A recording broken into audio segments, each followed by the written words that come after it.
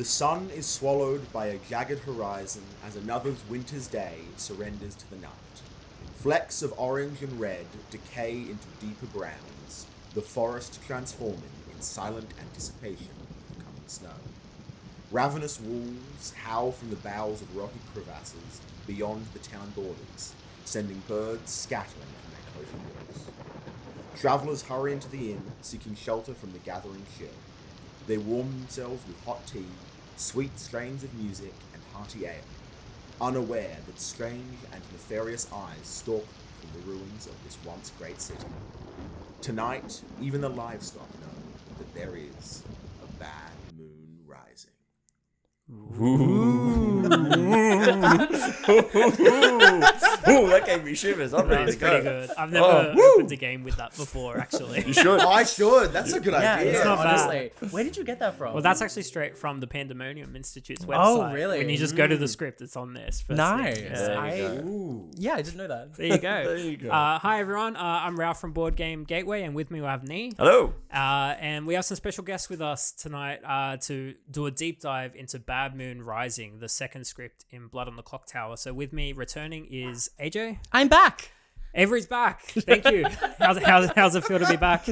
I'm pretty good actually. Yeah, Yeah. it was nice to be here last time, so it'll be good to kind of come back and talk more about Clocktower. I'm excited that you're here. I'm pretty keen. Thank you. I'm excited too. We also have another close friend of ours. We have Winter joining us for the first time. Hello, Winter. Hi, I'm very excited to be here. First time, and Woo! it's going to be good. I love how it was your first time and we just said, here, you're reading this script, go. And you're like, okay. And you're like, you absolutely did it with absolute perfection. I didn't get to do that last time, Well, so you're I'm just beating better me. than you, Avery. Well, it's because the first line has the line Winter's Day, and I just had to give that to Winter. I think that's really good. I heard that and I'm like, I saw your reaction to it, and so I'm like, Yeah, that's a classic Ralph thing. Look, guys, if this is the first time that you are tuning into the Board Game Gateway podcast, this is the fourth video in a series of Blood on the Clocktower videos that we have done. We have done a deep dive into trouble brewing, sex and violence, as well as having an interview with the designer Stephen Medway of this game. Now, this video is primarily not going to be focused on people who are brand new to this game. So if you want to learn more about what Blood on the Clocktower is, you'd be better off serviced by going and watching our Intro to Trouble Brewing video, which we'll put a link up there. We'll put the little eye icon up there for you guys. And in that video, we go through how the game is played, the basics of the game, and then take you through the basics of those roles and how the game is played. Whereas today we're going to be talking specifically Bad Moon Rising, which is arguably the hardest, quote unquote, if you will, from Stephen Medway of the three beginner scripts, he said. But to each their own. I mean, it's more from what the way that we're going to approach is these three lovely people around the table have a lot more experience with Bad Moon Rising and Blood on the Clocktower than myself. I will be you. I will be asking the questions that potentially you want to ask and that maybe you not. But we're going to let them kind of drive this one going forward. And we're going to get into some deep dive of what the roles are. And at the end, we're actually going to have a chat about these three who have done a lot of storytelling. And they're going to take us through decisions that you may. So if you're gunning... We're going to be sharing some good tips there. Yeah, Can I absolutely. just make one point. Absolutely, please do. What you mentioned about BMR being kind of the most, I guess, difficult out of them is really subjective.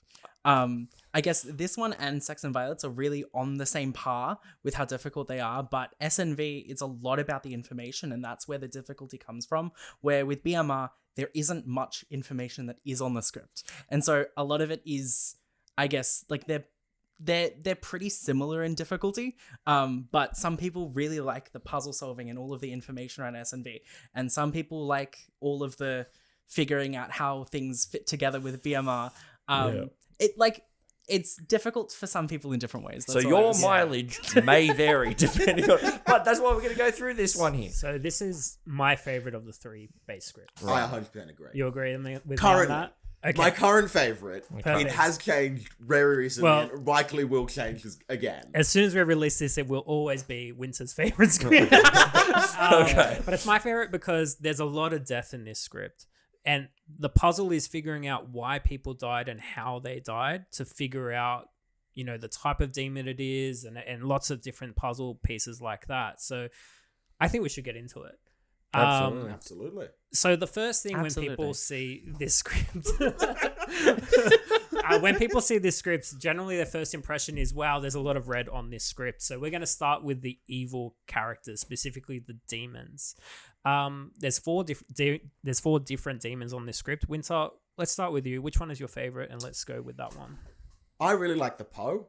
Okay, what's the Poe do? So the Poe's ability, so it's each night choose a player to die.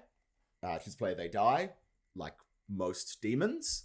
But their special ability is that if one night they choose not to kill, the next night they choose 3 people to kill.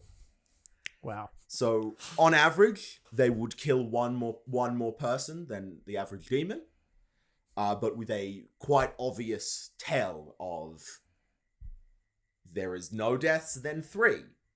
Right. And So- there's a lot of characters that save from death as well. So those 3 deaths may only be 2 as well.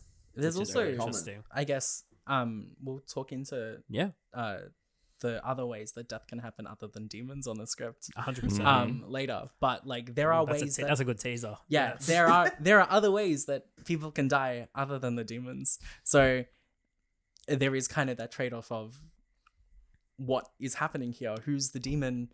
Because we don't know if there was no deaths because someone was saved, or if it's the Poe. Oh, sorry, if okay. it's the Poe choosing not to kill. Yeah, the script is great because it's all about hiding which demon is in play, and it's not necessarily who the demon is, it is which demon are they. I do like how the Poe can specifically create a bit of urgency in the players, though, because the lack of information specifically of, well, no one died.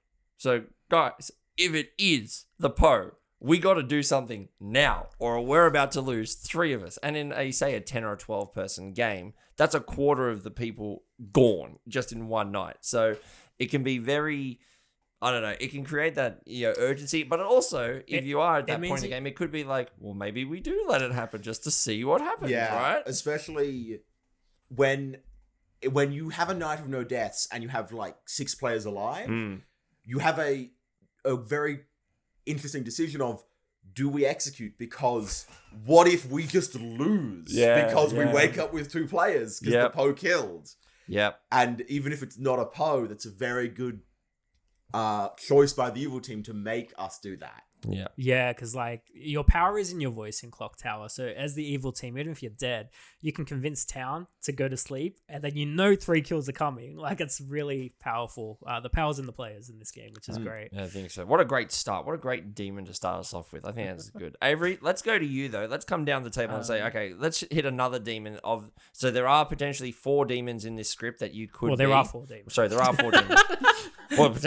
Potentially, who knows? It's all in the wording, according to Stephen. Remember? No, Fair, there are 4 right. demons in the script. Well, that's 1. Let's go to another one. Well, my favorite on this script is kind of almost the exact opposite of the Poe in terms of kind of ability, and that is the Zombuul. Oh, no. I know Winter knew exactly what I was going to say there, which is each night, if nobody died today, choose a player, they die. So it's specifically if no one dies during the day, which is different compared to most demons, which they always have a kill. Where the Zombuul, it's specifically if nobody dies during the day. And the first time you die, you live but register as dead, which means that the Zombuul, I guess the name is similar to zombie. It's like it dies but actually isn't dead, which can lead to something funny being like, there's 2 players alive, it's time to vote, where it can appear as though there are 2 players alive when there are 3. And so when people might be expecting the end of a game, it's like, no, it's not actually happening. Yep. Which may, hopefully before then people realize it's a Zombuul, but if it gets to that point, then they'll be like, oh no, what are we doing? Who do we kill? I love the Zombuul in the games that I've played, not in BMR, but in other games, but the conversations around the Zombuul become very, very funny because they come, no, we need to kill him again. No, he's dead. No, Yeah. but we need to kill him again. I think he's not enough dead. We need to go one more time. And I think that is something that I think this, the Zombuul provides, this interesting of like the intrigue of like, even though, hey, I could kill, but did I actually kill you? Are you dead? Are you alive? Yeah. We don't know yet. It also provides some distrust for the dead players, where it's like, well, you're dead, but that doesn't necessarily mean that you're good. Yes. Fulfills a very similar role as the Vigor Mortis on S&V. Yes. But for a demon instead of a minions. Yeah. Yeah. Absolutely. I think my favorite. Well, you've already covered my favorite. My favorite is the Zombuul, but I would say my second favorite we have not covered yet. That's actually the Pukka or the Pukka. Is it the Pukka? I've always heard said Pukka. Yeah. Pukka. Okay, it's the I Pukka. mean, I've heard both, but I like it less now. You like the ambiguity. Yeah, I do. But the Pukka. Because you got to pucker up. I'm going to come for you. Oh my So, God. oh no. You can't stop him. He's on the loose. So He's- it reads each Nope. night, even the first night, right? So the demon that gets to act on the first night, which I quite enjoy, is they pick a player and that player is poisoned.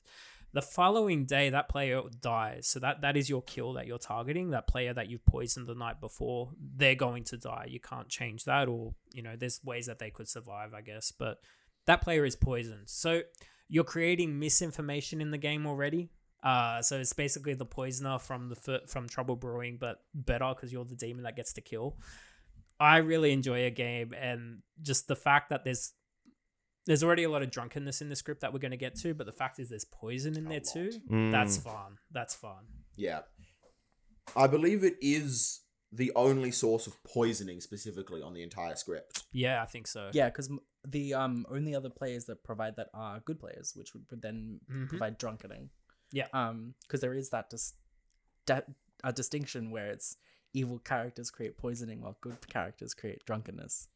Oh, okay. I didn't realize That's that. Yeah. Wow. Mechanically the same. I think the only It's like I'm a good monk. I'm going to Yeah. drink this poison vial myself. the only thing that is not that doesn't follow that exactly is on S&V there's the snake charmer, but that's because they it's to do with the snake charmer's ability, but it's the previously evil player is now poisoned. So Very interesting. anyway, Nate, do you want to take our last? Sure, demon? I'll take us to our fourth and final demon of the script, which is the Shabaloth. And the Shabaloth reads, each night, choose 2 players, they die. Very powerful. Very, very powerful. A dead player you chose last night might be regurgitated. And so that obviously means that, well, you obviously kill 2 people on night 1. Night 2, depending on how things go, the storyteller may say, you know what? One of those 2 people that you just killed, they are now back in play. And so that's a very interesting, it's a very interesting demon on this script, specifically based on the fact that it does leave a little bit of choice up to the storyteller. So they have, depending on what they are trying to do, if they're trying to tell a specific story or try to veer the game a specific way, they have options at their disposal to potentially bring back a player who maybe was killed too early, or maybe they just want to throw a bit more chaos back into the ring, I guess. What I really like about the Shabaloth, and what I don't think enough players take advantage of, is killing your own minions and bringing them back. Because the assassin, which we'll get to, has a once per game ability, and you can use that multiple times per game if you kill them and bring them back. Wow. Or if you even, if they've been executed, if you choose them in the night, it looks like one death because they're obviously dead, so nothing happens. But the next night, they may be resurrected and very powerful. And I don't see enough people take advantage of it, and I like it. Yeah. One thing I just want to mention with the Shabaloth is that the regurgitation happens before any deaths. So the storyteller has to choose if someone is going to be regurgitated before then asking the person who you're going to kill. Oh, okay. And that's to give the storyteller some agency, but not kind of like control exactly how the game happens. So yeah, so there's also the chance that the Shabaloth is going to regurgitate someone and then choose to kill them right after, and that wouldn't be announced at all. They wouldn't be announced to be alive and then dead again. It'd just be that they wake up dead again, but but they're not being said anything. So Yeah. Right. yeah, I find the Shab game quite interesting. Like, as a storyteller, you might only want to reveal there's a Shab later in the game. Yeah, it's a demon. It's the most confirmable demon. Yeah. Because pretty quickly, if you've got two resurrections of the entire game, it has to be the Shab because of something else. Another character that we'll get to. but it's pretty easy to tell if it's a shab. Well, Yeah. why don't we that awesome segue? Let's immediately just jump to what that other character is. So then why don't you take the people through what that other character is that can bring them back in, and let's have it start. We've now got the 4 demons out, right? Now, from this point onwards, we are kind of going to try and go minions, outsiders into townsfolk, but we may jump around a little bit depending on the way that the mechanics take us here, if we feel like we're going there, but we will cover everyone. But speaking of mechanics, let's have a talk about that other reason and how you can bring someone else into the game. Into the game specifically, I should say. That would be the townsfolk professor. Mm-hmm. That is once per game at night, choose a dead player. If they are a townsfolk, they are resurrected.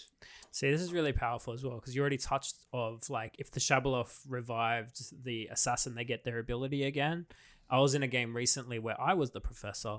I revived a grandmother, who the grandmother has a really powerful ability, whereas at the first day, you learn a character and that player as well. So you can confirm right out of the gates, you know someone's good and you know which character they are. I think I remember this game. If the grandmother... it was in the other You remember way. a lot of our games. It was only last week. I wonder why. But like in our game, the grandmother had died and I was the professor. I didn't really have a good candidate to revive. So I revived the grandmother, and then that player, she got another player in the game. So that could have been quite powerful for the good team, but obviously the storyteller can show that player anyone they choose, and they do it for game balance reasons. They can as show well. the same player again. Yeah, sometimes they can. I think I chose to show a different player. So you chose, I revived the grandmother, and you showed the grandmother that I was the professor.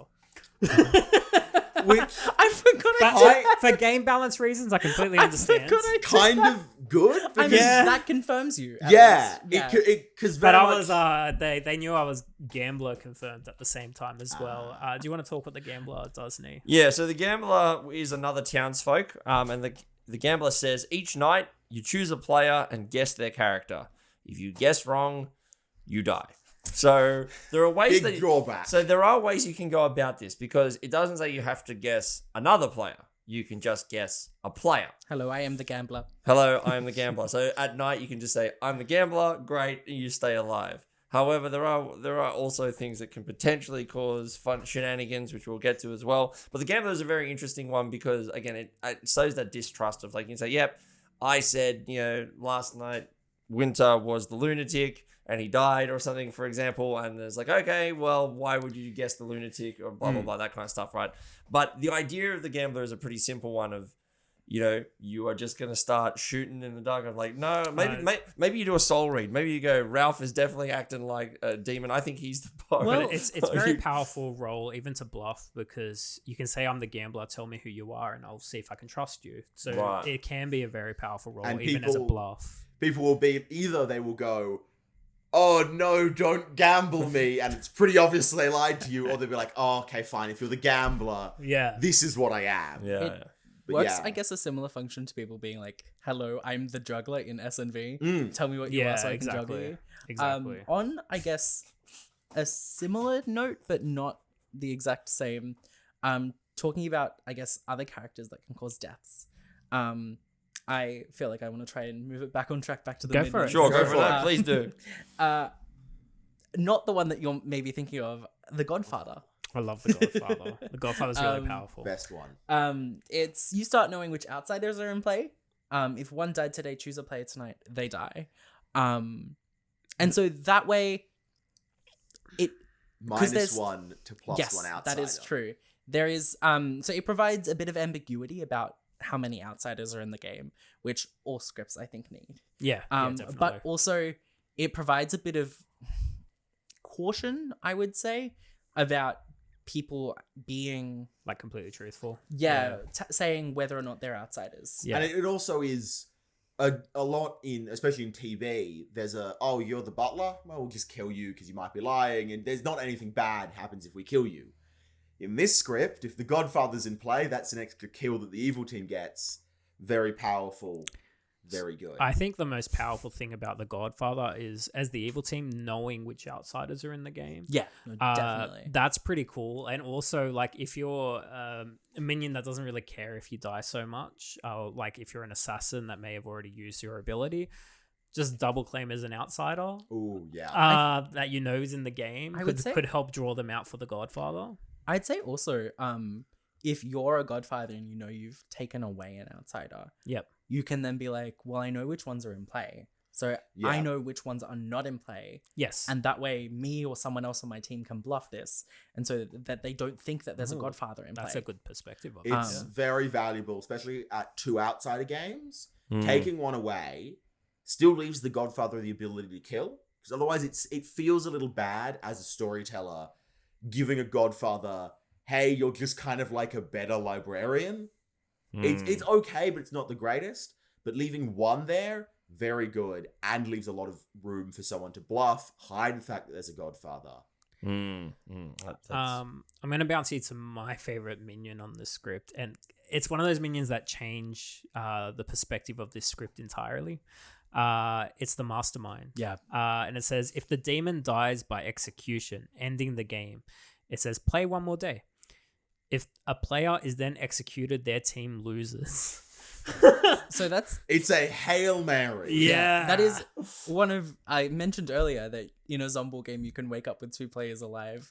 That is the only other way on the script that you can wake up with 2 players alive is Yeah. if you executed the demon the It previous is day. also a way that you can wake up with 1 player alive. How would that occur? By having a 2 players...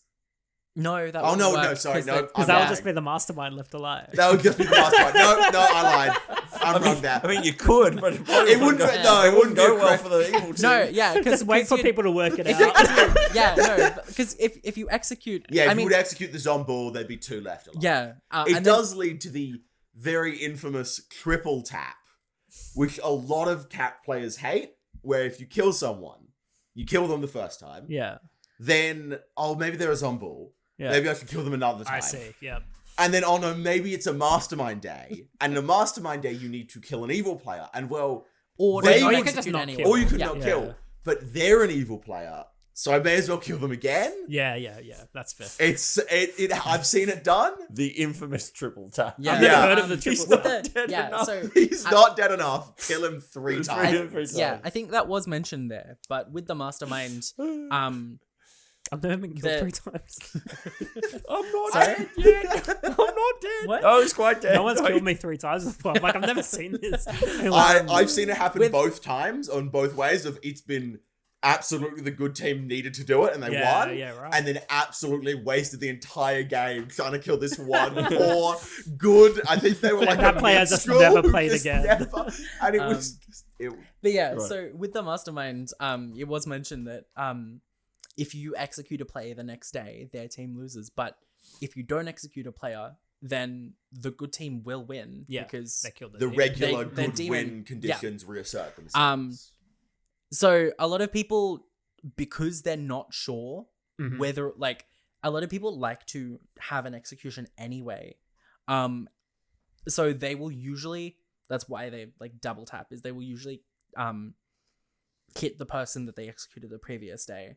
But yeah, if you execute any other evil players, you can also technically win if it is a Mastermind day. Yeah, I think it's really Yeah. powerful if you say kill the demon mid-game and you don't really realize you've killed the Yeah, demon. no, That's when that's- it's really dangerous. My crowning achievement of Clocktower, best thing I've ever done, was as remember this game. Mastermind, got my own demon killed day 1, Oh. and then won day 2. I remember this game. Yep. Wow. You were the storyteller. Yeah, that's got funny. got I'm a storyteller regular often. good player killed, and Avery the storyteller was just like, "Yeah, game's over." That's incredible. Yeah, It was because it Wow. was really good. No one saw it coming, and my demon was like, "Why? No, why are you going for me? Don't do this." Winter, I don't think I ever want you as my minion. I think you were in I'm that a game. wonderful I can't remember minion. it. That's nice. Oh, I absolutely agree. You are a wonderful minion. I've played many a games where you have bailed me out as the demon. I'm like, yep, having Winter on my team is great. Alright, so which are the 2 remaining minions? do you Look, wanna we cover kind then? of we're going to bring up the one that we touched on just before because I think it does warrant bring up the assassin at this point. So the assassin has a really cool ability, which is once per game at night, you choose a player and they die, even for some reason if they could not. And so this is really kind of it's not your shot in the dark, but this is one of those things that we started talking about how information in this game is much more insular. You don't want to necessarily just give it out because you don't want to open yourself up to to like an assassin who is literally going, even if you have the reason why you could be protected right now, you are gone. And that is just something that can happen. Because then as well, it does lead up to that. Well, no, I protected you, but did you? Was it an assassin? Did you actually protect me? Like, what's going on here? And that is, yeah, there's a lot of reasons someone can't die, and then the assassin goes through and breeds a lot of mistrust, especially because you protected me, but I died. Are you evil? Are you lying to me? In the case of Tea Lady, which is a townsfolk, it can be like, Tea Lady is both your alive neighbors are good, they can't die. So it also can provide distrust of like, oh, well, if you die and both of the neighbors are good, but this person gets assassin killed, for example, it's like, oh, is this other person evil? Yeah, that's a good target. See, that's terrible. Like, because in the game, I was an assassin. Our Godfather got to kill. I also triggered my assassin kill, and our demon killed all the same player. Yeah, that happens too much for it to be random cats. I know. It happens a lot. When we woke up, and the three of us got in an evil chat. This was online, and we were just like, "What did you do? Like, what? You killed someone, right?" Yeah, I did. I swear I did. Yeah. So the Tea Lady leads back to my personal favorite minion. Ooh. Because the Tea Lady is a very common bluff and the only one that's remaining. For the Devil's Advocate, which is each night choose a living player, different to last night. If executed tomorrow, they don't die. Because the Tea Lady, different to most other sources of protection on this script, protects during both the day and the night. So the Tea Ladies very often say, hey, I'm a Tea Lady, we should kill my neighbor to see if they're good. And it's very common for a Devil's Advocate to go, I'm a Tea Lady, kill my neighbor, and they'll survive, hopefully. The unfortunate thing is that people will try and re-execute someone who survived the previous day if they're sitting next to a Tea Lady that people suspect might be a DA, because the Devil's Advocate, as was mentioned, can't protect the same person two nights in a row. Yeah. And that is also because it prevents them from just going, my demon is protected and my demon is protected and my demon is protected. I love how like a lot of scripts are designed with the characters that complement them really well. And you got the Devil's Advocate that saves from death, and there's a lot of other different characters that save from death. But with the Tea Lady in particular, it's only if both your alive neighbors are good. And when I learned that blew my mind, because that's such good information. It's an empath on steroids. So in this script, you get information from your execution targets and figuring out how people died, because like if someone was protected, was that an assassin kill? Or we had 3 deaths, was that a Poe? Was it a pacifist? Was it there's a lot of questions. Very common is if someone says, I nominate Nee, and I'd like to execute Nee for science. I hate the for science. That's a very common usually let's see if they die. It's definitely it's like they are the sailor or protected by a Tea Lady, or there's a pacifist in the game, or and it's annoying how well the call for science works. I hate the for science because everyone votes. People will understand what you mean when even though you don't, because there is kind of some vaguity around how someone might not die. The reason I hate it is because I think it should be, if you want the public to vote on it, being the circle, I want public information. You can lie to me, but just like, I want to know something. Saying quote for science, I guess at this point does kind of telegraph that there is some form of protection in play, although it's not being specific about what form of protection it is. Yeah. I think Ralph's lying to us all right now. I think he has been the victim of for science too many times that he doesn't lie. That's what it is. I think he's lying to us all, and I think that's what it actually is. No, I'm not a scientist. I would like to sidestep really quickly because, as well, like, granted, we did touch on this character before. This is a townsfolk. I love the idea of it. This is the grandmother. Because I just wanted to jump this way because you mentioned something which made me think of the grandmother, which grandmother states, you start knowing a good player and their character.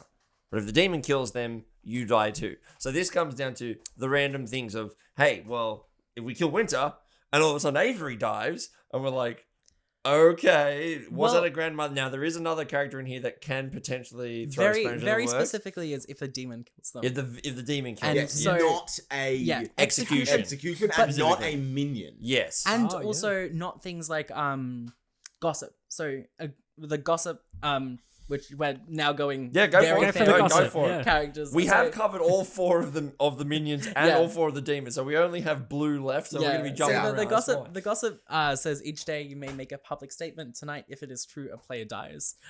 So very specifically with the grandmother, it's just if the demon kills this person, Yep. then their grandchild is what it's kind of known as, and I think the token says grandchild as well. Yes. It dies as well, but there are a lot of other ways that people can die that it wouldn't cause that. Yes. And so there's Yeah, it's a lot of information in my grandchild died, but I didn't.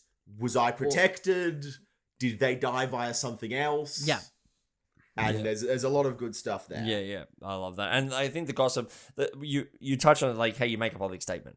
That is just a fun thing to happen as well. Oh, now, yes. granted, the statement that you want, you are obviously trying to make a statement that is true, right? You like, Actually, but that statement can not always. You don't usually want the best gossips I find are ones that are about 70-30. Okay. 70% false and 30 about a chance of being 70% false, because as a good player you don't really want to kill someone. That's interesting. That's what I like.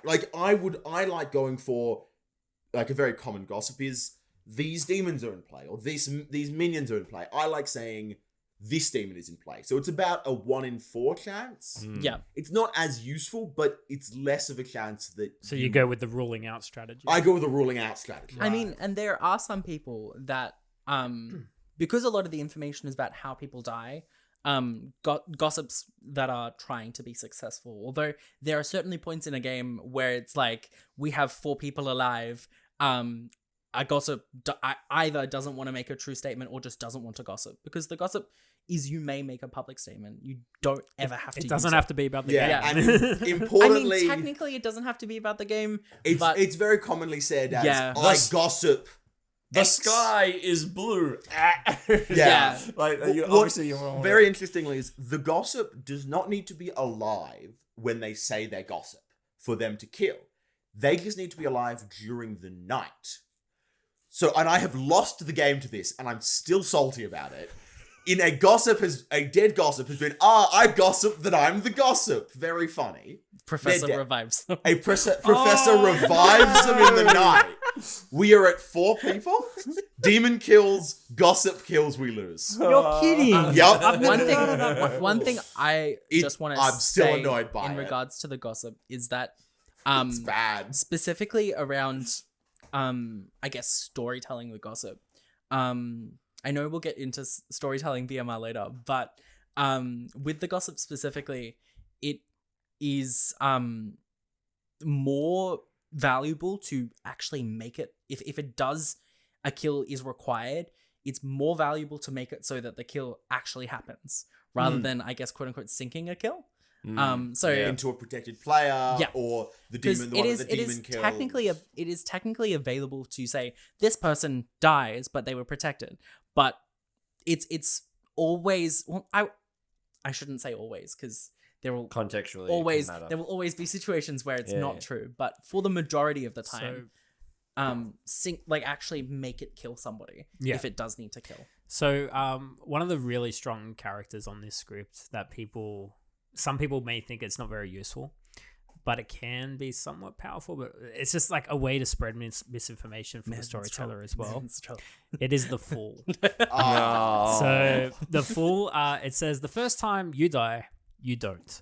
So Very simple. I It's just very I love simple. the wording on some of these characters. But It is the thing very is- I also smart. like that the you don't is on a separate line. Yeah, it Yeah, doesn't no. need to be. it doesn't need to It be. doesn't need to But be. it really has a full stop. It like points home like you just don't die the first time. But the problem is you don't know if you've died or not. So they very well could have been a successful gossip, but they killed the Fool.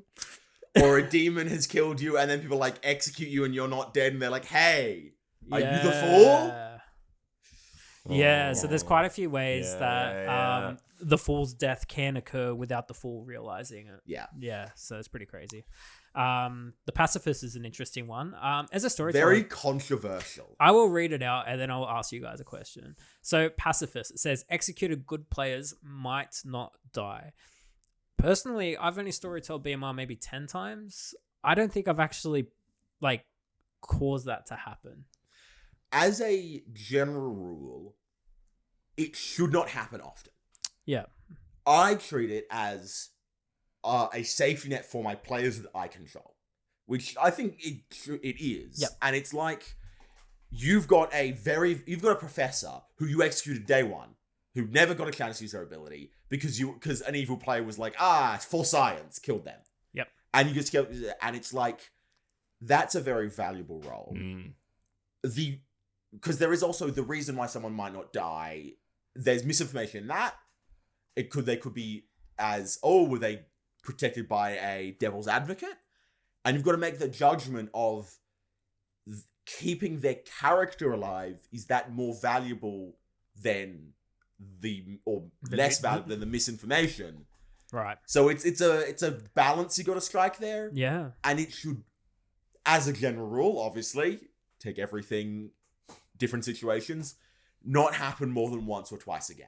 Yeah, that's pretty Like, cool. it should be rare. I will say, I have heard so often that people treat the pacifist as if it's an outsider.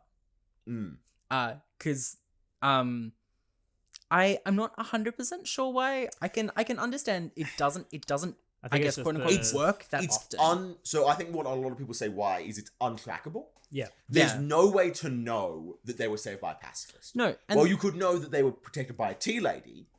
There is no, for most players, there's no distinction between a pacifist saving someone and a devil's advocate. Yeah, I guess want to put a point towards it being a townsfolk, where you think, well, outsiders are very specifically good characters that have some sort of quote unquote benefit for the evil team. If you are a good player who has been saved by a pacifist, that does not benefit the evil team in any way. It benefits maybe there's a bit of misinformation about how deaths don't occur, but you are a good player who should have died and didn't. You are still alive. I feel like from everything, as a person who has as the unbiased arbiter, if you will, of this particular one. From what it sounds like though, is that given the fact that the game of BMR obviously can be played at so many different levels, you're probably not going to chuck a pacifist in something maybe less than, 10 players, right? You're only going to put it in there as that safety net once you start getting that maybe 10 plus, where you're like, just in case, this is something we need to have in here, because there may be a specific combinations of roles here that if something goes wrong on night one, given the fact that so much can happen on night one and night zero for that matter, it sounds like it is primarily, not that it is only there as a backup, but it is there of, if shit goes south, this good team is not having a fun game, and maybe I just need to give them that leg up going forward into a few of the extra nights. We should leave this one for the comment section. Yeah, what do you think? Have a What do say you on think? it. There have been a lot of arguments about this on various Discord servers, okay. the Reddit. I haven't seen it before. And this is a notoriously divisive character. Let us know, is the pacifist a townsfolk or an outsider? Do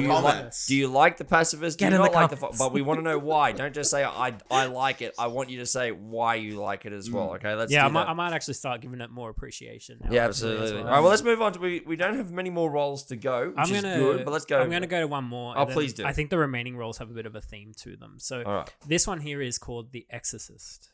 Nee, do you want to read out The Exorcist? Sure thing. The Exorcist says, each night, choose a player different to last night, and the demon, if chosen, learns who you are, then doesn't wake tonight. I love that because there's so much going on just in that ability alone. Just the idea of you point to a player, then they wake up and go, oh crap, I don't get to kill? Oh, that player's that shit. But also, like, the fact that occurs, if they do hit a demon, you wake up and no one dies that night. And that could be for so many reasons, right? Absolutely. And I've a number of times I've had an evil player been like, there were no deaths, and evil players like, hey guys, I'm the Exorcist, that's the demon. Yeah. Just pointing to a random good player. Yeah. I will say though, the Exorcist doesn't learn if they're successful. Yes. Yeah. And so because there are other ways for people to not die, the Exorcist can't be 100% sure. But I have had it happen where, because the Exorcist can't choose the same player 2 nights in a row, where they will choose the demon and then someone else and then the demon again. That's generally the strategy. And like, even though they're not certain, because the no deaths happen so often, they're like, I'm pretty sure it's this player. Yeah. I like the Exorcist in the terms of they don't wake. Because like there's protection on the script, but the Exorcist provides a very specific protection of this demon cannot wake up or choose anyone, which also means, for example, like the Poe, or The even Poe's the Shabaloth. last choice was no one. And it does give them 3 kills the next night. And the Pukka's kill goes through. Because the Pukka does not wake to kill someone. It's delayed. It's because their next kill doesn't go through. Yeah.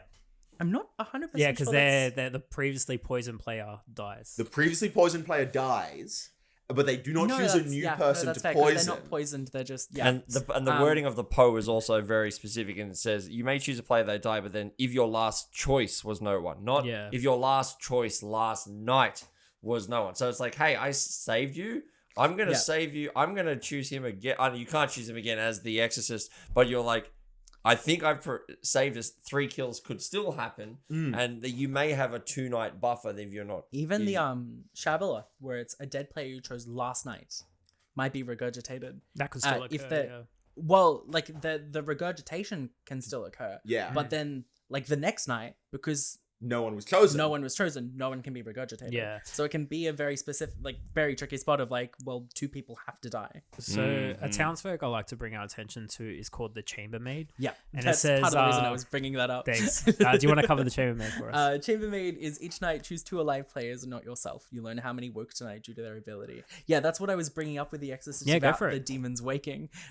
Because demons and some minions, like there are a lot of characters that have a very specific waking pattern of not on the first night, but then on all other nights. And that's a lot of each night asterisk abilities. I don't actually think it's any of the minions except for the assassin until they choose to kill. So the thing is, right, it's all in the wording, right? Because the Exorcist ability says like they don't wake. it says the demon does not wake tonight. Yeah. So the Chambermaid, that messes with the Chambermaid information. Yeah, and it really, it's, as a demon especially, you really kind of want to choose a bluff that lines up with your waking pattern. Yes. Because otherwise you That's would really be powerful. very unlucky if a Chambermaid is like, hey, why'd you wake last night? You weren't meant, like... I'm the tea lady. Right. I was like... Yeah, You and woke up especially last night. having an Exorcist, like, let's say you've got a role of Professor, who wake every night except the first night, like most demons. And then let's say you don't wake up one night, and the Chambermaid is, hey, why didn't you wake up? The Exorcist told me that they picked you that night. Are you the demon? That's awesome. I mean, with the Professor, though, Well, yes, Professor they could. stop... Yeah, they could use their ability and did not be successful, but... Fine. Gambler. But yeah, like, at that point, we're talking about edge cases. Yes. So like in Trouble Brewing, you see that a lot where it's very like black and white where the interaction of the characters are, and this one you see it as you play it more Yes. so, I feel, because there's a lot to discover. And as we're about to go into, there is a big theme on Bad Moon Rising, and that is drunkenness. Yes. There's a lot of townsfolk that like to shoot themselves in the foot. Yeah, I think, Drink look, themselves under the table. yeah. Well, I mean, what probably one of the most powerful ones, the Minstrel does not shoot themselves in the foot. What's the minstrel? You do? know It what? shoots every other player in the That's foot. an interesting statement to say that the minstrel is quote unquote one of the most powerful. I because- really think it is. No. So what I is the agree. minstrel? I agree What is with the you. minstrel? So the Um, Minstrel's It's ability. just people really won't agree with you with that one. That's I all right, would but- say that Townsfolk Winter, is sorry. when a minion dies by execution, specifically dies by execution, Yep. all other players except travelers are drunk until dusk tomorrow. That includes the demon. Includes the demon, includes every evil player. It basically pauses the game. Wow. I think it's great because it means absolutely no deaths can happen by any means Nothing can happen. Everyone is drunk. Would the Pukka poison still Nope. go through? Nope. Okay. So this is done as it pauses for a night. So everyone still gets information. It's just going to be false. Everyone gets information is false. And most storytellers, how I run it and how I've seen most storytellers run it, is you kind of give not obvious information that is false, but you don't want to hide it completely. Yeah, Because Yeah. then town is finding out that, that player that we just executed, they're a minion. That's great information. Fantastic. You've got another day of chatting that you can get information out there from previous nights. While the night you just had may not have been very good. It was a rough night's sleep, yeah. Yeah. No, not much of sleeping was happening.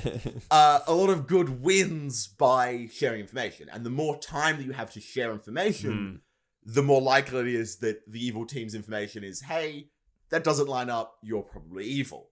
I don't want this to just be me and Winter talking, but I do. I'm enjoying it. No, we're all for I this. do I'm want to just share. like, you're giving me the... We I brought see you what on it- this podcast to listen to the special guests. It's all good. I do want to share one of my favorite minstrel interactions, Please and that do. is the minstrel Zombuul interaction. Oh, please share. Sad. Where because the Zombuul, if they get executed, they die, they live but appear as dead. However, if it is a minstrel day, they die and then they die, and that is the end of the game. Oh, you're kidding. So if they die during a minstrel day, like if they are executed on the day after a minion is executed, they will die for real.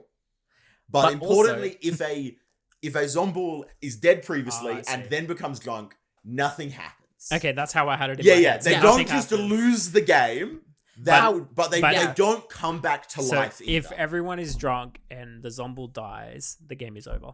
Yes. Yep. But if the Zombuul is previously dead and everyone is drunk, the storyteller will not do anything. Yeah, they but will They not also won't say revive that the them. Zombuul is alive again. Yeah. But it but in a similar thing as if they die anyway, they'll just die. But I guess they would die. Yeah. Yeah. There's a lot of death. There's a But lot yeah, of death in my BMR. favorite thing of a Zombuul Not caring, knowing- not no, really no, fighting not- for life. Not knowing that there was a minstrel in the game, and that it was a minstrel day, because the Zombuul can't kill anybody in the So night they don't anyway. notice. So they don't notice because they know that because They're Zombuul's dead. ability, the previous day there was an execution. So they don't get woken up anyway. So they're like, oh, then no deaths is just because I wasn't woken up to kill anyone. And so they don't know that there's a minstrel in the game. They get executed thinking they're safe due to their own ability, and it's the end of the game. Yeah, wow, that's pretty It's sad. surprising for both teams. Yeah, love that. So let's go to some strong townsfolk abilities that we have left. Some that like to spread drunkenness, such as the Innkeeper. Do you want to cover the Innkeeper first, Nick? Yeah, sure. I can do the I know. I know where it is, but my head. Why he's that inexperienced. My head was going. I was about to go. Alright, let's- Innkeeper here we into go. sailor. Because I was going to go. Well, the Innkeeper. I makes thought the you were sailor going drunk. Courtier. Nah, well that too. Courtier's That- great. yeah. Now we're just two steps away from Les Mis the musical. I'll tell you that much. Anyway, all right, let's go back to the Innkeeper because of my I nerdy dreamed subjects. Innkeeper says each night choose 2 players. They can't die tonight, but one is drunk until dusk. So a little bit of a powerful ability because you save one and one becomes drunk. So it Well, you gives save two. You save Well, both. you save Yeah. both, but one becomes drunk. So you, Yeah. So One thing we were talking about earlier is that technically the Innkeeper can choose themselves. Yes. It almost certainly will always make the Innkeeper themselves drunk. Not always. I wouldn't treat it as that. I would say personally as a storyteller, for the vast majority of times that happens, I would drunk the Innkeeper because depends who the other target is. Yeah, for me. Yeah, That's the that's thing. depends. Like- It depends on the game state. Yeah. because I think it would be incredibly powerful to have the Innkeeper be like, I'm going to protect myself and someone else, even though it drunks that other person is like, both of you are almost certainly protected. But like part of the thing about the Innkeeper with protecting 2 people and one of them being drunk, is like the Innkeeper can really, like, it's as with other protection roles, it's if the Innkeeper dies that stops. So having the Innkeeper protect themselves and the other person be drunk, it's like, well then that keeps that protection for the whole game. Or like Until they choose again. yeah, that's the Which brings up a very interesting point of kill order by the demons. Specifically, the Poe and the Shabaloth only have to worry about this, and the Poe really does, is that when you choose people, the order that you choose them is the order they die in. Yeah. And so if you choose, let's say we have a good player, the tea lady. So Avery, a good player, next to Ralph, the tea lady. Hello. And who on the other side of Ralph, we have Nee, another good player. Hello. And Demir's Poe, who has charged, goes, let's kill Avery, Ralph, then Nee. I don't die. In that circumstance, Ralph and Nee would be dead. Avery would not. Because I die, but the I'm tea lady protected is by aware. you. Then you die because you were chosen. And then because Nee is no longer protected, Yeah, Nee dies. but if Yeah, you so left they're me to last, I'm the only one that Yeah, dies. so if I Yeah. had done Avery, Nee, Ralph would be dead. But if you go first, then all three If of I us go are- Ralph, Avery, Nee, Yeah. then everyone would be dead. Yeah. And you do need to think about that as a Poe, especially if you want to. Maybe you want to kill people. Maybe you don't want to kill people, depending on your It also choices. in a similar vein, I know you wanted to move to Soldier, but I'm gonna take it hard Sailor. right into Goon. Sailor.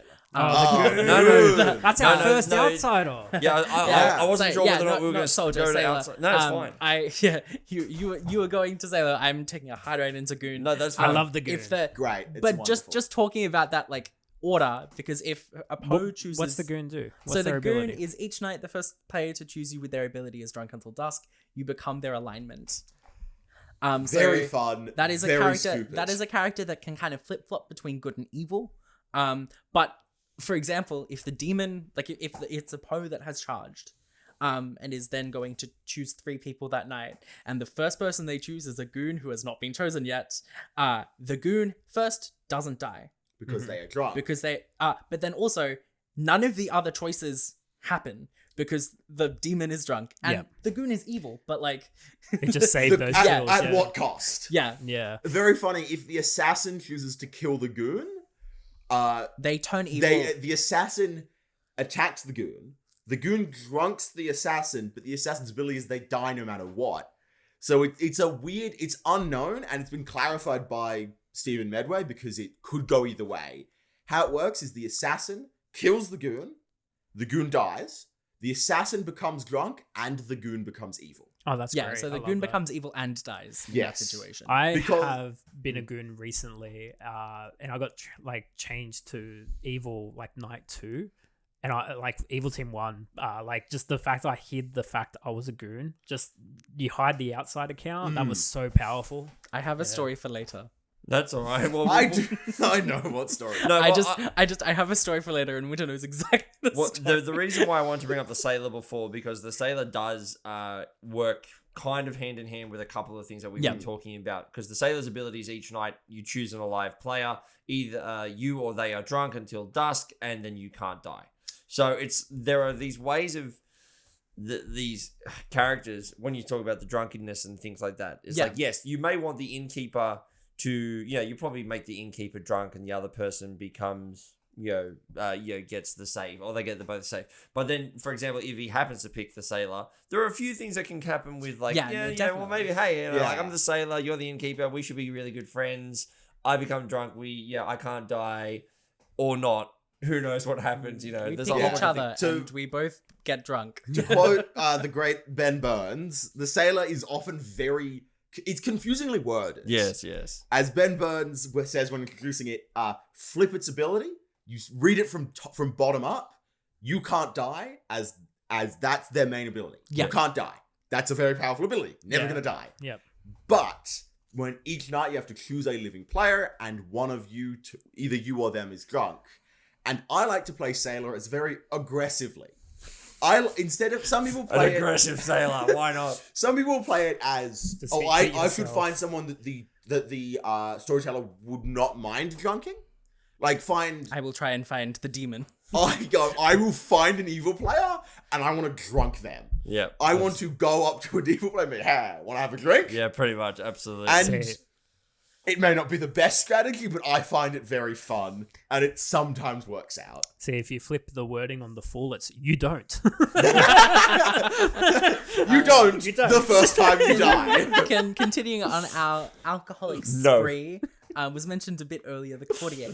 Courtier. I love the Courtier. Once per game at night, choose a character. They are drunk for 3 nights and 3 days. See, a lot of new players to this, they like point to a player, but like you actually pick a it character. is character very specifically. Which is both more powerful and less powerful.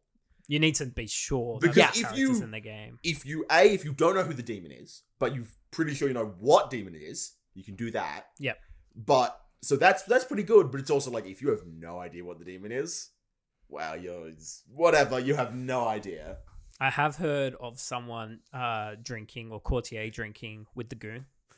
So you guarantee they won't flip if they're in the game. Well, so what happens with that is because the Goon, if chosen either as pointing or chosen as Goon, it does drunk the Courtier. Oh, If they are- really? if the If they're Courtier the is first, the Is the first one. I didn't Yes. realize that interaction. So Yeah. it sometimes happens. I've seen it It on basically custom scripts with wastes the Courtier's with a ability. philosopher who I was running it for a philosopher who did not realize that's how it worked.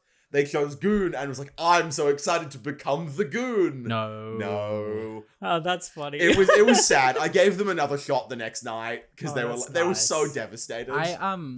One thing about the Courtier though, it also is really powerful if you think that you're getting towards the end of the game and you think there might be a mastermind in the game, for example. Or like, so you can be like, oh, well, I don't want the mastermind to be in. Or for example, Devil's Advocate.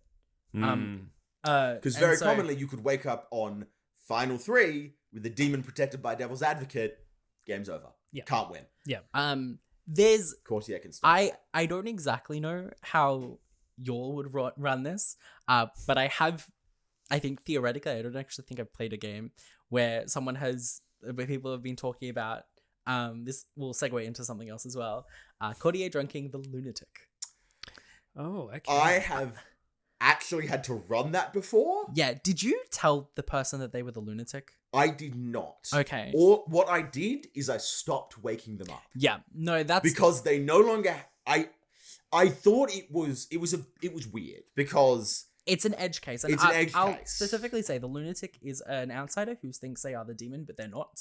The demon knows who the Lunatic is and who they choose at night. So this is a really interesting Yeah, outsider. and so this is the conversation that, because like I have an idea of how I would run this, but I've only ever heard about it theoretically, and so I wanted to kind of get your input. I would probably do similar with what I Winter actually, did. looking back on it, I think I probably did make the wrong decision in the moment. Yeah. I would probably keep it as you keep waking the lunatic up, but you stop telling the demon what the lunatic shows. Is that part of the lunatic's Yes, ability? because the lunatic, the demon knows who you're you right. chose Yeah, at night. yeah, that's Yeah, right. that- And so I did both in when I had to run it, but I would probably keep waking up the lunatic because as when you're drunk, you still think you have an ability. Yeah, that's but the whole point. The specific thing is that part of the Lunatic's ability is that they think they are a demon, and if they are drunk, they shouldn't think they're a demon anymore. So It's weird. that's where that conversation, because That's where I if I had to run that again, I would probably Still wake them up. And... if I had time, I would ask a more experienced storyteller, or Yeah. I would. Hey, Not Steve- everyone can do this, but I would talk to Stephen Medway or Ben Burns. Hey, Stephen, if you're in the comments, please leave us a comment. Please let us know. Yeah, or if you're an experienced storyteller as how well, would you run How would this? you run a Courtier Lunatic interaction? In the comments down below, we want to hear it from you. I'm as going to well. dial this back a bit because let's assume that our audience have not played with the lunatic in their game before. Oh, yes. So the first line is you think you are a demon. Winter, how does that actually occur when I the bag with all the tokens come out, right? So what's very commonly done is in the bag you will put a lunatic token and a demon token, and then whoever draws the demon token out of the bag is the lunatic, and whoever draws the lunatic token out of the bag will be the demon. So this creates some paranoia, right? Because if I pull even the lunatic token, That's a really good way of doing it. Yeah. Yeah. if I pull the lunatic token, I'm like, oh yeah, I'm gonna be the demon. I'm actually thinking I'm the demon in my head, right? But also I have, yes. So because what you can also do is obviously there are more than one type of demon. So what I've done and what was very mean, or not mean, depending on how you look at it, some people don't like it, is I put a lunatic and I think a Shabaloth in the game. And I had the person who drew the Shabaloth was the demon, and the person who had the lunatic was the lunatic who thought they had a lunatic. Because you can make a lunatic think whatever you want. As long as they think they are a demon, you can tell them whatever they want. So I said, you are the Pukka, and Nee is your lunatic. Yes. And this is semi-controversial, because obviously the demon knows who the lunatic picks. And what's somewhat common is the demon will follow that to keep up the pretense that the lunatic is the demon. And if I'm telling a lunatic who their lunatic picked, they are likely to pick that one, which makes the real demon likely to pick what they chose.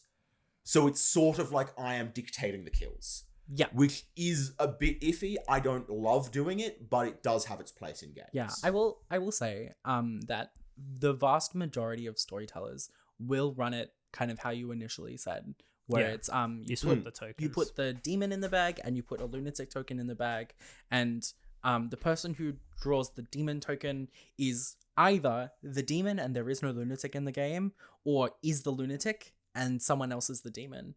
But in the way of that is that they don't know for certain if they are the lunatic and received the demon token, or if they are the demon and there is no lunatic. Mm-hmm. An important thing to mention is if you're storytelling and you're using that, please be sure to tell the demon what demon they are. Yeah.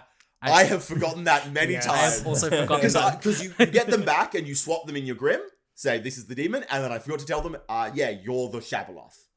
And they have to come up to me like, hey, what demon am I? Yeah, I've done that. You got to be sure to tell them that. There's a lot to track as a storyteller, which we will dive into soon. There's only a couple of outsiders left. We only have 2 more rolls to go, so we've gotten through all the townsfolk, we've gone through all the minions and demons Have we as well. gone through all the towns? Yeah, we've gone through all. We have. Yeah, we have. We've gone through them all. I know. Oh, wow. I know. It's So, time flies when do you're you having wanna fun. take one of the last two? Yeah, we've got 2. I always love this one specifically. We're going to talk about the Tinker as the penultimate role for this one. The Tinker just says at any time you might die at any time. That's it. That's the whole thing. But again, the reason I say it like that is because again, it just says you might die. New line at any time. Yeah. Right? It is one of my favorite characters because it is the only character, as far as I know, that can die at night 1. Yep. You can wake up when you start the game. I mean, it is not something I've ever actually seen happen. I would I would not, because it hard confirms the player as the Tinker. But it is just funny that is technically possible. And it is also why the Godfather says if a outsider died today, rather than just an outsider was executed, because the Tinker can die during the day without an execution. You can even use it as a storyteller to hide a Zombuul, because the Zombuul only gets to kill if there's no executions, right? And let's say there was say there was an execution, you could actually just kill the Tinker, because the Zombuul would not get to kill if there was an execution. However, I think at that point the Tinker will tell people, "Hey, I'm the Tinker." Yes. But there's the element of was it the Tinker's ability that was it the Tinker's ability? Was it their ability? Or was it something else that Or was it an actual demon kill that killed the Tinker? There is not many options that you have of killing the Tinker during the day, especially on BMR. Almost any time you kill the Tinker during the day, you are telling people this is a Tinker. Yeah, definitely. The only way that it doesn't is, and it's very mean, but you have a devil's advocate who has protected a Tinker, and the Tinker dies anyway.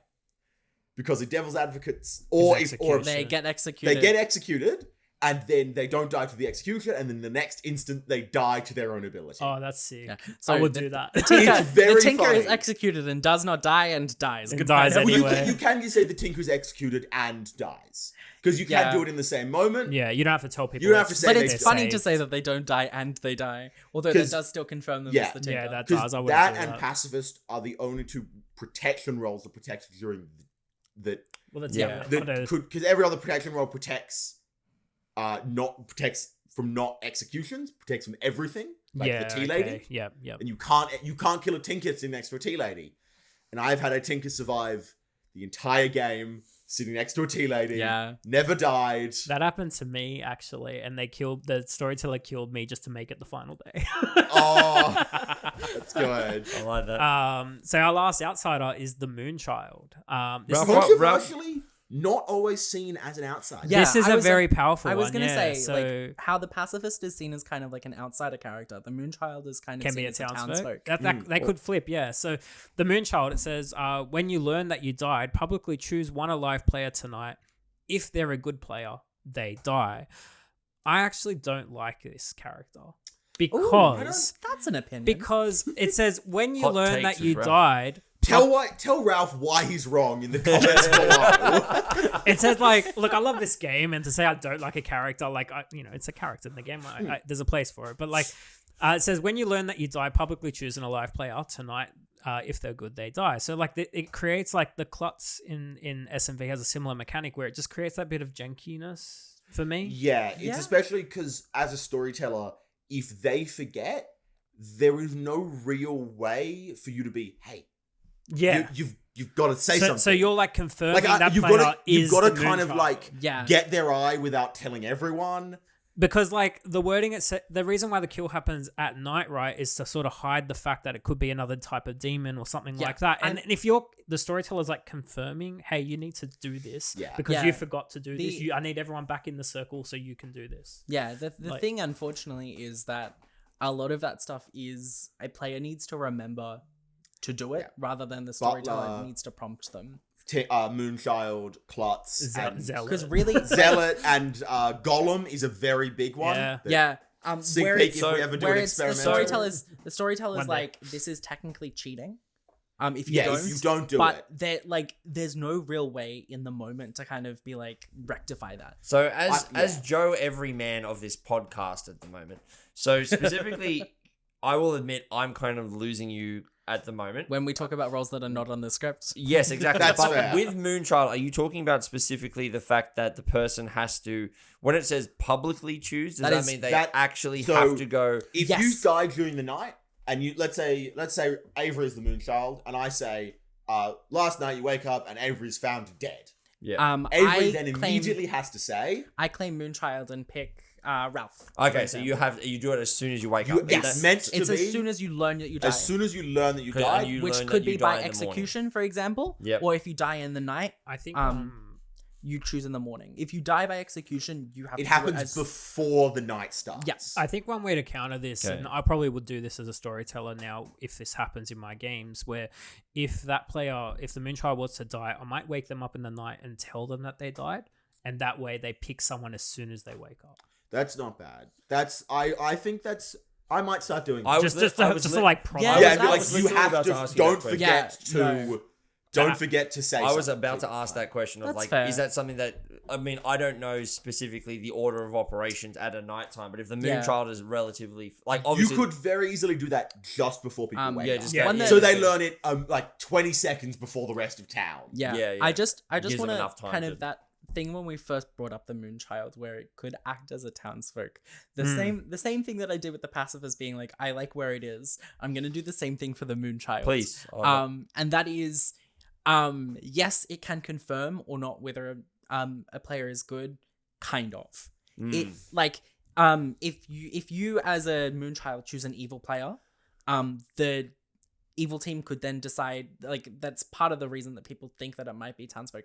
Evil team could decide to redirect the kill to kill the evil player, and therefore the evil team are killing an evil player to make them seem good. However, if this player is good, then you are killing a good player. Yes. And that is on top of any other deaths that might occur that night. Yeah. Plus also, because there are so many ways that people can die or not die, you are never 100% certain if somebody dies or not dies as to why that's the case. You can make educated guesses, especially with the Moonchild and everything, but you can't really until you get to like the end, and even sometimes you never fully know. Something that you can do is really only if you're a Pukka is you can choose the dead Moonchild, which poisons them and stops their ability from working. So you can make a good player out to be evil. Yeah, that's interesting. Because there are not that many ways to poison poison a player. It's only the Pukka. That's a really interesting decision. So you are obviously sacrificing a kill because you'll be killing the dead Moonchild, but it makes it very suspicious, and it can put a good player as a good player who has been in that position, who has been picked by Moonshot and then did not die, he can get into It's a some tough hot water. situation. Yeah. So we've gone through all the characters on the script now, and some deeper than others, but I just wanted to get a storyteller's perspective of this. So It's a good thing we're out of storytellers then. the Goodbye, everybody. out of the three base scripts, would you say this is the most complicated one to storytell? No. I think- I gave my opinion, I think, about like the difficulty overall earlier. I would say that most difficult out of the base three, I find it to be pretty on par with SNV. Okay. Where they are difficult in their own ways. What about to play? Well, so with storytelling, I think that the Bad Moon Rising, it is in a couple of very key ways, is easier to storytell than because it is SNV. very logical of dying very and not dying logical. and whatnot. The only really confusing part, the one that took me a while to wrap my head around, is the Pukka. How they kill and what happens when they kill can be confusing. Yep. In fact, I found a flow chart on how to deal with the Pukka. I've never seen that. And it's literally like, so the Pukka, who they choose, did the Exorcist choose them last night? Is the player that they picked protected? And it goes through and it tells exactly what to do. Wow. But yeah, I think running Madness with S&V, as a storyteller, it involves a lot more of Like your overhead, calls of... Yeah. And you've got to be much more present in the day, in the game. You've got to be constantly concentrating on listening what players are saying. Yep. And there's a lot more of, do I do that? There's a lot more ambiguity. You're a lot while more this one is a involved, lot more... You can follow a script, Yeah. and yes, you've got to make decisions, but it's a Yeah, lot so more structured. I guess like to answer your question there, I think my personal opinion with both playing and running is that in all three of them, they all have their own complexities. Yeah. But there are also their own like positives. Even Trouble Brewing can be like, it is seen as the one that you can just kind of throw tokens in a bag, and to an extent you can, and it will work. But like there are also some really like gorgeous interactions there that you can purposefully set up. And so in a way, storytelling, Bad Moon Rising and SNV, I would say in terms of, I guess, just flat out quote unquote difficulty, they're pretty on par, but they are, in my mind, they're completely different scripts. They really and are. so they have their own ways that things Apples and work. oranges. Yeah, and things don't. And so they are complex in their own ways. Do you find that, I guess from a story, let's just go storytelling perspective at the moment. So let's just do that. And also we will chuck in some stories as well from games. So this is the time of the podcast, but we'll try and do that a bit more as well if they pop up. But the point I wanted to ask you three is, do you, rather than, let's say not complex, and let's not talk complexity, but do you find that maybe there's a logical progression of, okay, Trouble Brewing is your base kind of foundational level. Sex and Violence gives you that next understanding of, okay, there are other things that you can do and things that you have to be wary of in terms of madness, in terms of even things of like the juggler interaction of, okay, well, we're just going to have multiple people doing that. And then Bad Moon Rising says, okay, we're going to take all of that and now we're going to take some of that away and then go, right, this is more about, you now have enough knowledge to understand where the interactions are coming from. But this one is now, we're just going to explode all of this information at you and you now need to then process and go from there. I disagree. Yeah, me too. I think that TB, Trouble Brewing, Bad Moon Rising, then S&V. Okay. Because the added mechanic of madness is, to some people, not insurmountable, but it's so much more than just more of the same. Yeah, because Like, you have to claim. You have to you have to completely understand madness in order to play Sex and Violence. Well, Bad Moon Rising, you could have a look at, you don't need to read through the entire script and understand almost every character on it to play it. Well, I reckon with Sex and Violence, you probably should be looking at every character and reading it. I did feel that when I played SMV the first time. I was like, oh god, I kind of actually do need to know what's going on here because there are so many of those interactions. I'm like, oh no. I think with BMR, when I initially played it, it taught me to be okay with dying. You really need to be okay with dying as a player. and still be involved in the game. Except if it's for science. In that particular Well, instance. that's fine. But like, I think with BMR, the first day, the game is always really slow. No one's really forthcoming with information, even if you have something really good to tell people. But the It's because final there isn't day of that BMR information. can be the longest day of BMR because everyone is backtracking how people died, when they died, what happened there. And what I find, even when the game is over, BMR is the only script that I've seen this on where people are still talking about that same game 2 hours later. Yeah. I will say a lot of people talking about the logic puzzle of Sex and Violence.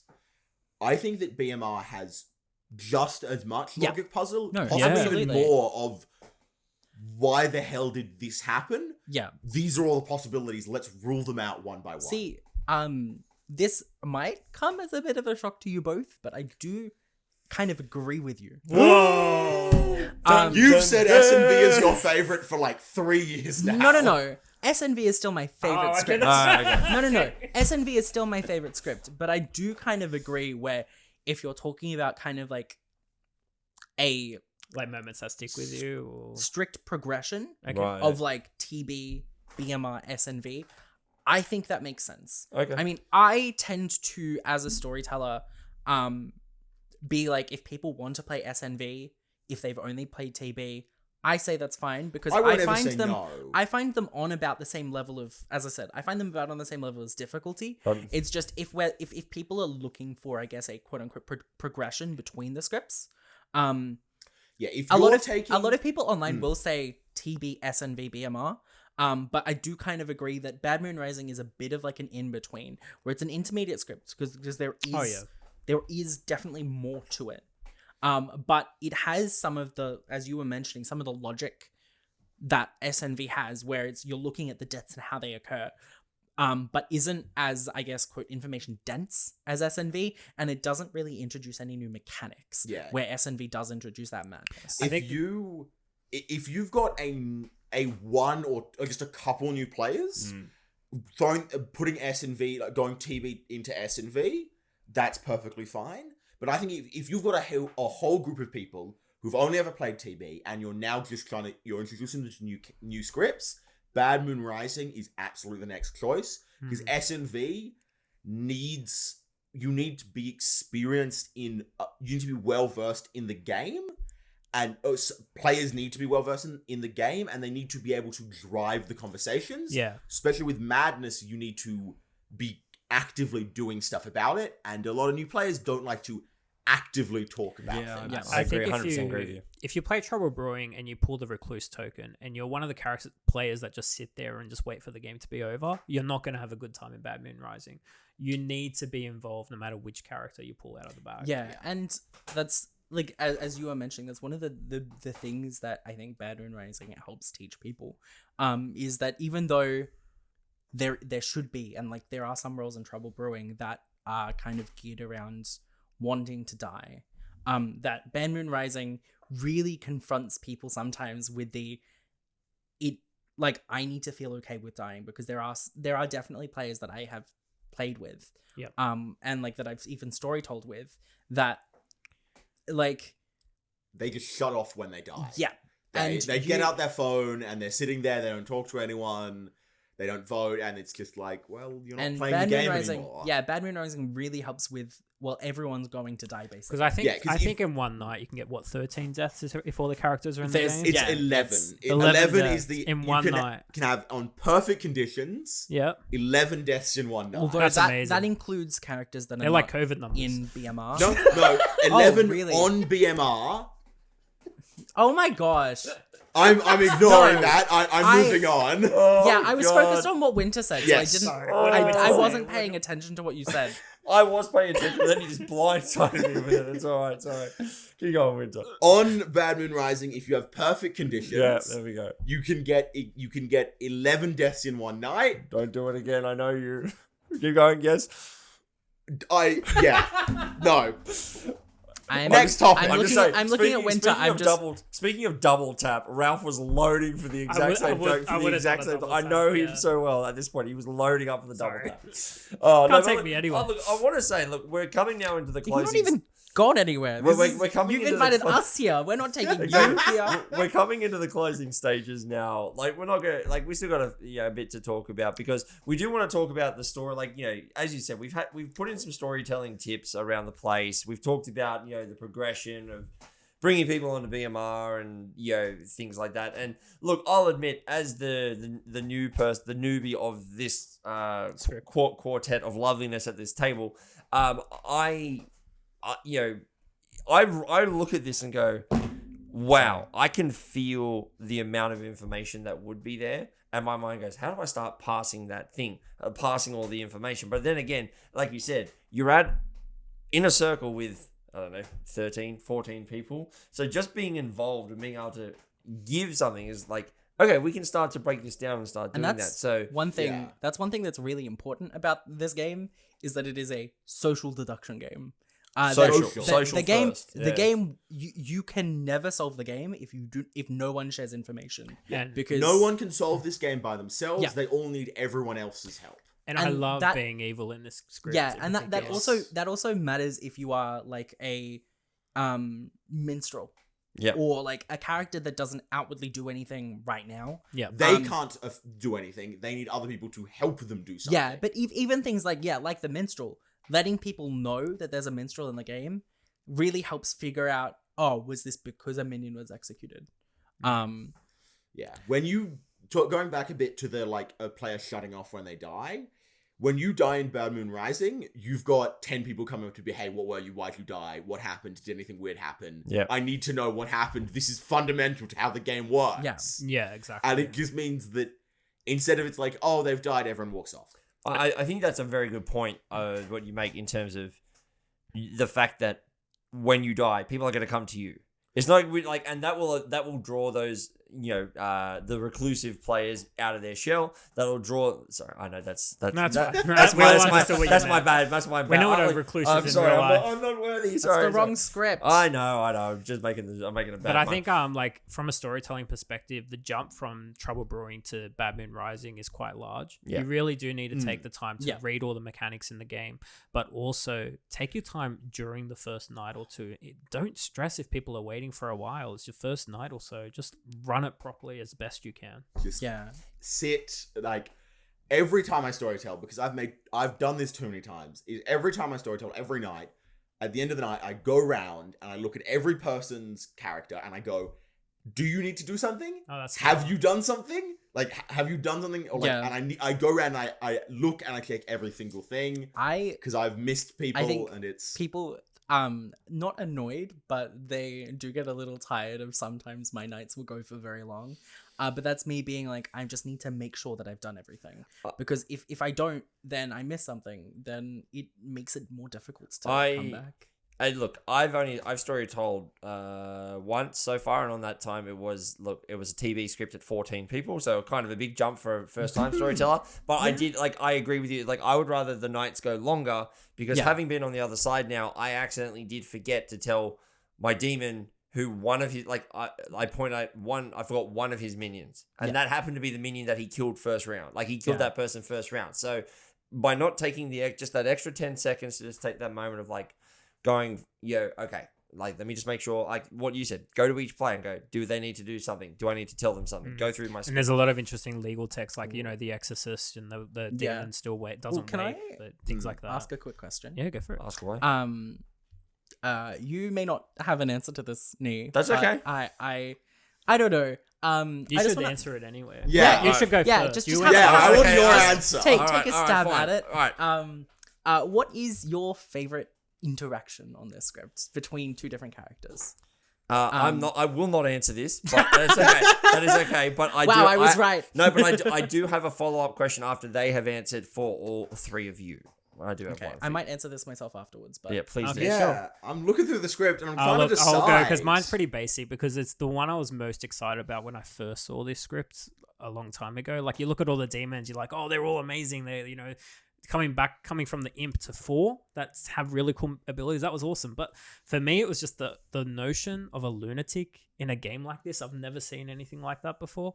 And I've been a demon where I've died night 1, but the game kept going because the Minstrel was in the game.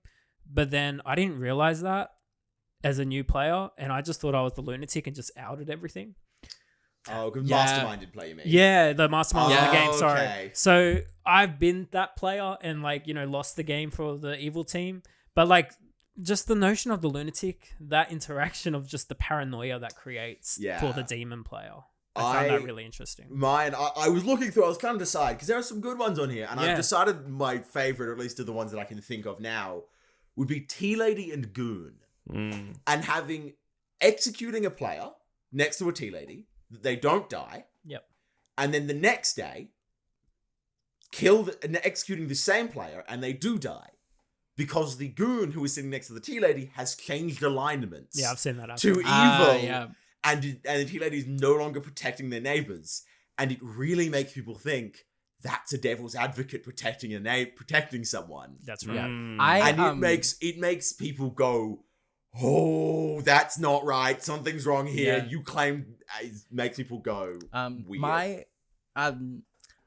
I say it's my favorite interaction because I think it's the funniest interaction on their script, and one that people almost never do because it is very painful for everyone involved, and that is Zombuul Mastermind. Oh, for God's sake. For me, that's like a crime against humanity. I've done it once, I've and also I regretted seen it. on it's not BMR, but on another script where it was. So what happens when Zombuul there's... Scarlet Woman Mastermind? Oh, fuck that. Where it's Oh, like that's the game is mean. going for weeks. So what's the mechanic of the Zombuul and the Mastermind? So it's just the fact that you need to execute the demon, and then there is yet another day, and you've already most likely double tapped this demon, and you have to, as Winter said, either triple tap or kill someone else. But it's this game is just going on for ages. It goes on for that's too the long. yeah, I I mean, feel I've- like that should be... There's jinxes in this game. I feel like that should I be mean, somewhat... honestly, It's not terrible because it's actually pretty hard yeah. to keep a mastermind alive that long Okay. and keep a It's just such a powerful... Because it's also- powerful, but it's difficult, and to me it's like waking up on final day and having 3 evils alive. Yeah. Evil have finessed this game so well that they deserve the win. I've been in a game where I was the Zombuul. Where I think I killed sorry, no, I didn't kill myself in the night because that wouldn't have worked with Mastermind. No, sorry, I did. My first kill was killing myself in the night. Then we double tapped me. This was then we double tapped me at some point to just kind of have an execution down. I don't even think that they were trying to double tap me in case They I were was just the killing Zombuul. a dead player just because we had to kill, do Yeah, an execution or something. And then the next day happened, so people were like, "Oh, cool, they're not the Zombuul." And then Game ended. they execute a good player, game ends, evil team wins. And they're like, "No, what have we done?" But yeah, so there are definitely ways that it can be successful. It's just in the wrong games, it can just be a slog of this game is going on forever. I've seen gonna say, just a Zombuul game being a slog. Yeah, I was gonna say that also potentially comes down to the players, because if the players are not actually, like we talked about before, if they're not talking, they're not sharing information, trying to figure it out, they just be, why the hell are we still going? Why is this game still going? It's like, guys, it's there. You just gotta get Because to especially with 3 or 4 evil players clouding information out there, that is really hard to narrow that down. So what was your question? Okay, so my question to kind of start to wrap us up here is, we're talking storyteller tips. So what I guess is, you did say that the jump from TB into BMR is quite a big one. So is there a recommended kind of first script? Sorry, let me rephrase that. Is there a kind of a first combination of roles, or at least maybe kind of not favorite interaction? It doesn't have to be a full script, but is it a full, is there at least a 3 or 4 characters that you would be putting into your first storytelling game of BMR? Or you would recommend to say, okay, as a new storyteller, just put these 5 in there as a base, because you'll always get a decent game going. Because whether or not you can go, okay, well, we've got 4 demons, right? As you've said, the Zombuul can have maybe a slog, maybe the Pose go on just because it gives. But what is your recommended? It doesn't have to be all of them, but what are some roles that you would say put these in and you can't really go wrong? I definitely think the Poe. Mm-hmm. It's the most easy to wrap your head around out of all of the demons. Yep. Very good for a storyteller to do that, and for players to fight, it's pretty easy to fight against. Yep. For good players, I think Grandmother is a great choice, because it's really similar to the librarian. It's also one of the only information roles. It's one of the also solid, you just are told something and that's what you get. Okay. Very good. And then for some others, Gambler is to sort of like lean into you gotta risk it for the biscuit, you've gotta work for your information. Yeah, okay. Those are some ones that definitely, and I'd probably leave out a Lunatic or a Goon. Yeah, Because those would be some... probably just, shenanigans. probably just the fine. Tinker if you're going to put an outsider Tinker's in. fine. Yeah. Moonchild can be good, especially getting people talking as well. Yeah. Okay. Gossip also...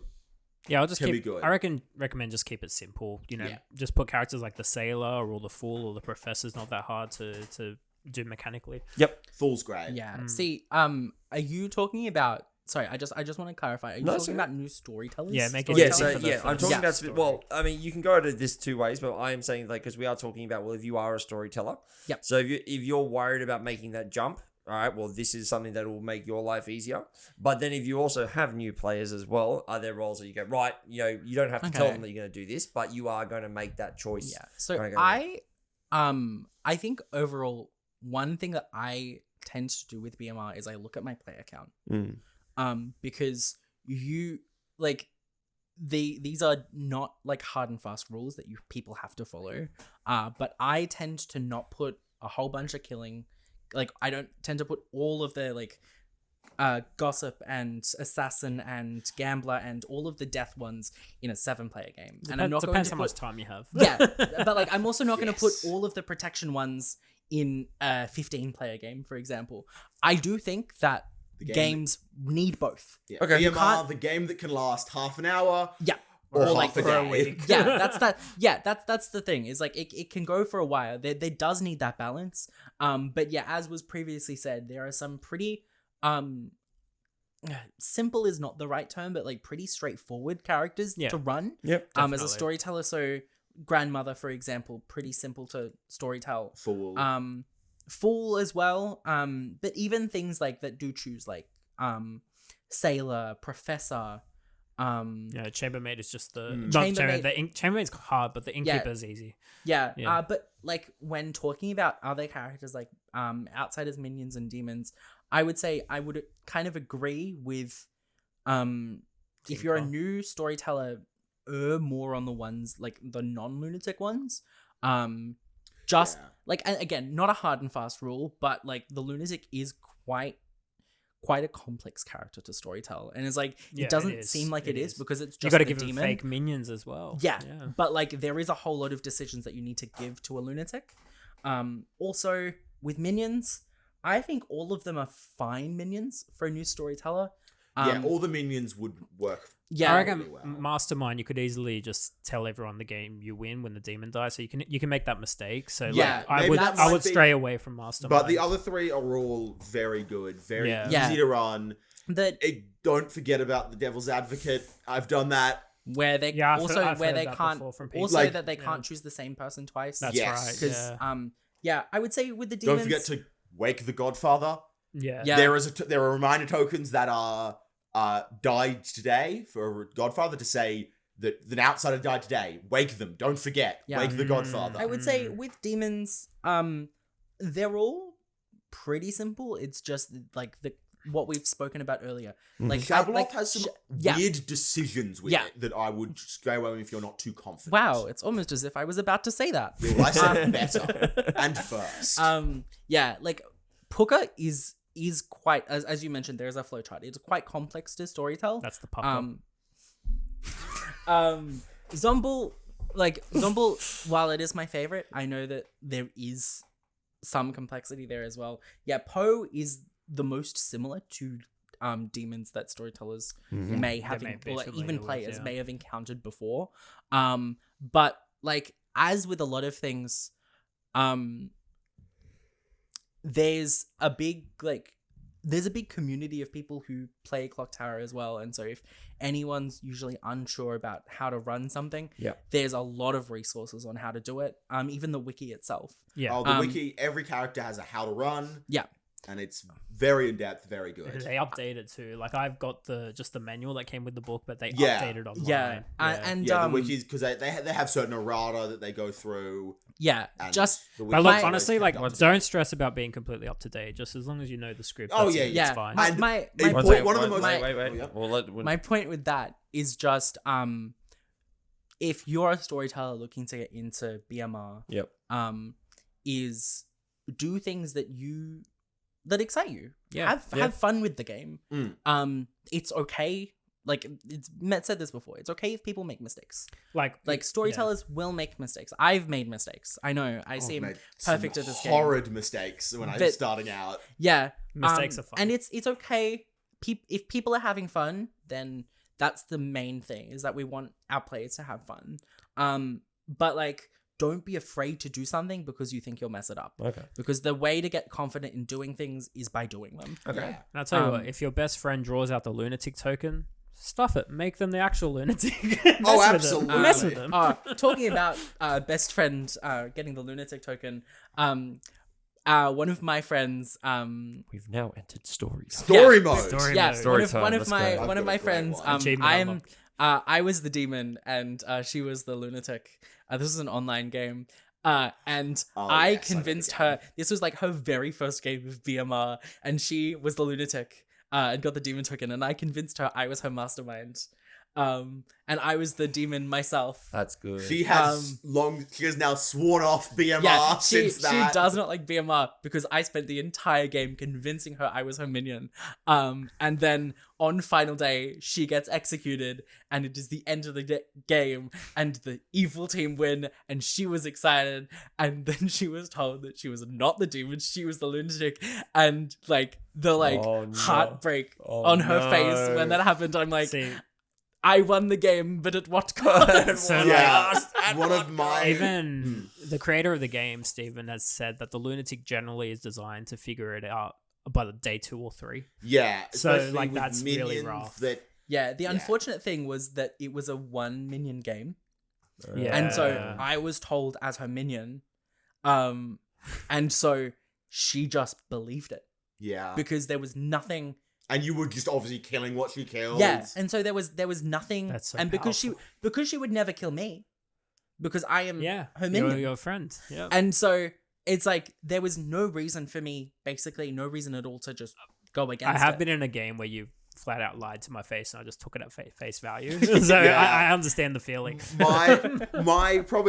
my favorite BMR game I've ever run. Avery's least favorite BMR game. That went for so long. That So- game went for so Please long. tell us what So happened. it wasn't a very big game. It was probably about 8 or 9 people. Okay. And I believe Avery was the sailor. Yes. And it was Zombuul. And there was a Goon. And so the final day, we had we had final 3 of Avery, a living sailor, a living Goon who was evil, and a living Zombuul. Oh, jeez.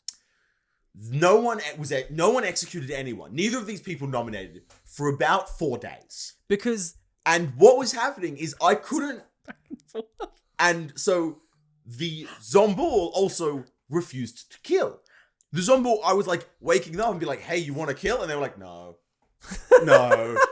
yeah, Oh, they were like, "I'll pick a dead player. I'll Yeah, pick a dead player." I will say, And then what kept happening is I was like, I can't end this game because Avery has a really good chance of winning.